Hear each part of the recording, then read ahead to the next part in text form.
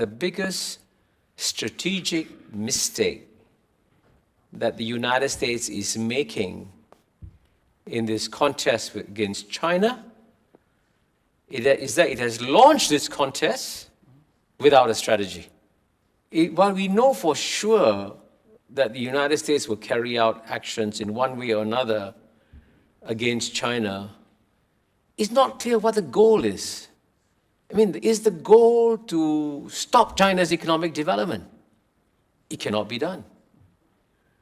Is the goal to overthrow the Chinese Communist Party? It cannot be done. Is the goal to successfully contain and isolate China like the way the United States successfully isolated and contained Soviet Union? It can't be done. So if it's not clear what the goals are, people are asking, you've launched this contest, what is your end game? What will constitute a victory for you?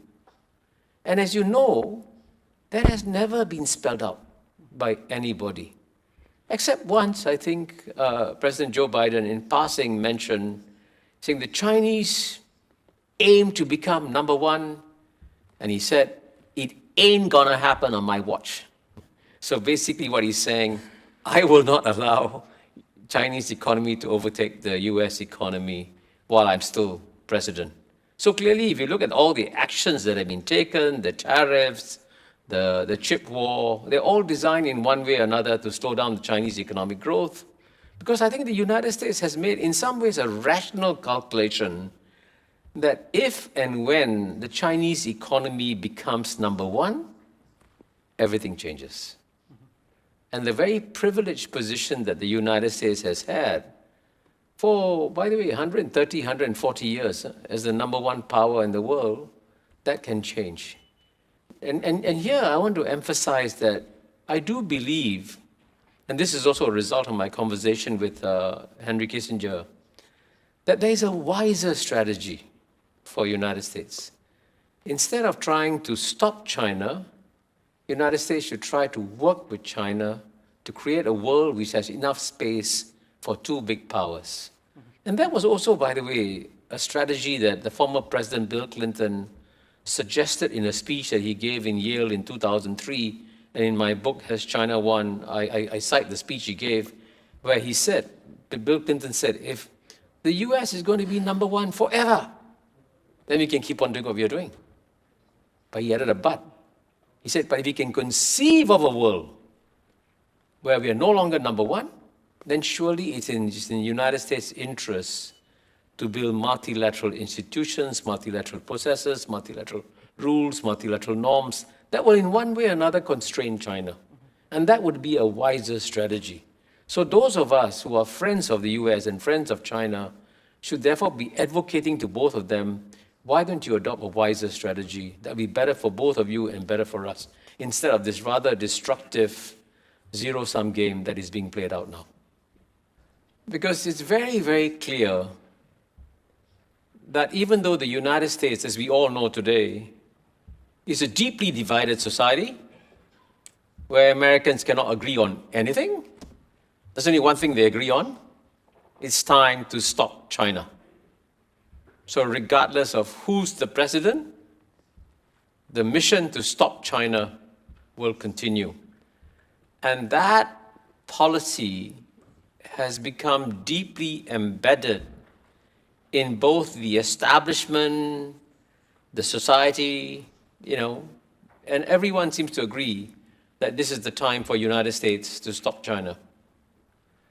I think you can never tell what Trump is going to do.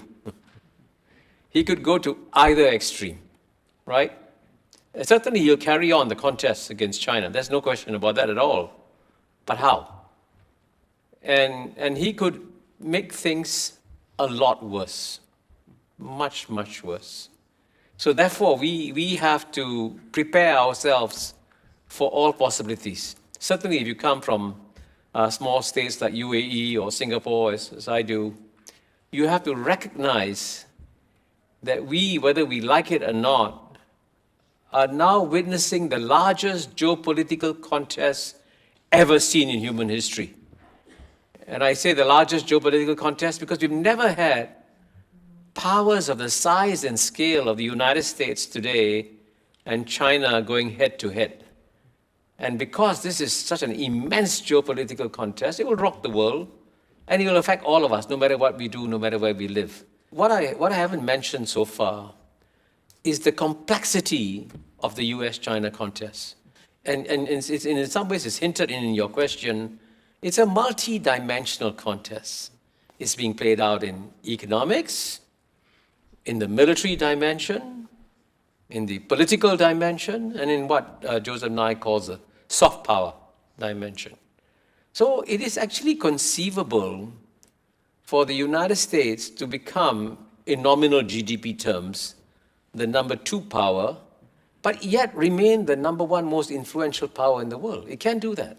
I mean, if it does adopt a wise strategy.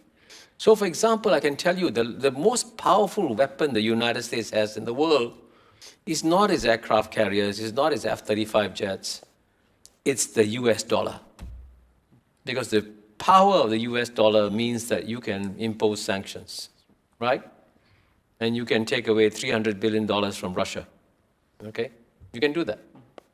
So, so there are ways and means for the United States to remain the most influential power in the world, even if its nominal GDP becomes number 2. And in response to your specific question, does China want to become number 1? The answer is yes and no. Why do I say yes and no? Yes, because they want to have the world's largest economy. Because they know at the end of the day, what will protect China is having the largest economy in the world. But at the same time, the Chinese don't have the same ambition that the United States does to run the world. The United States, as you know, is present in all corners of the world, intervening in this issue, intervening in that issue, taking care of this problem, taking care of that problem. The Chinese view is that we are 1.4 billion people, we have enough problems at home. We will take care of our problems, the world will take care of itself. So in that sense, I don't think the Chinese have a desire to step into the shoes of the United States in terms of its global involvement in various issues. So in that sense, I think it is actually possible, therefore, and here, the reason I'm making these suggestions is that I'm looking for ways and means of creating a world where United States and China can live together in peace without having going at loggerheads with each other.